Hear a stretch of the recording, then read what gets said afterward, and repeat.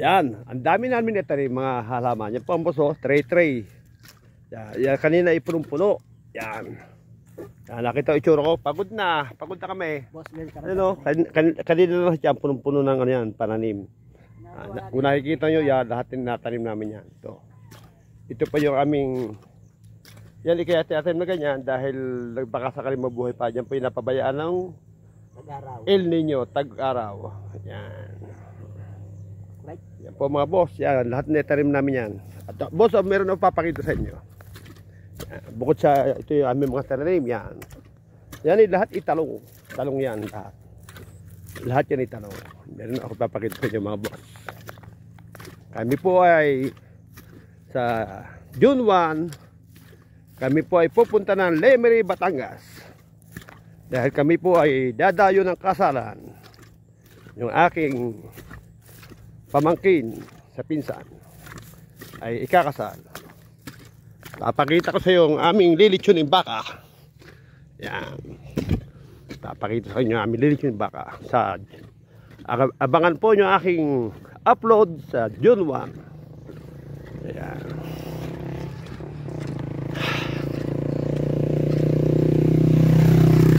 So, yan, babae nagdadrive.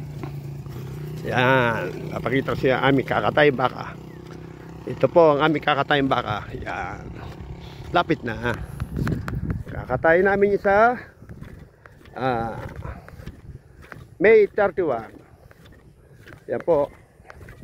Yan, kung may nakikita ko yung bakang kulay pula, yan po yung aming kakatayin sa kasalan sa Lemery, Batangas. Ikakasal sa Taal na simbahan ng Taal, Batangas. Yan po ang baka, kawawang baka, bilang na oras. Yan po ang baka. Yan. Nabili po namin yan sa Padre Garcia, Batangas. Yan po ang kakatayin din. Yan. Kakatayin po siya Padre Garcia, sa Lemery, Batangas, sa kasalan. Yan po ang baka. Come on.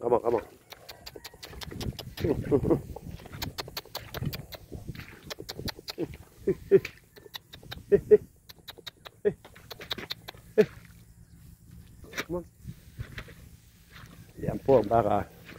Yan, may kumpay siya. Yan, sariwan damo. Yan, kanya pagkain. Come on. Yan.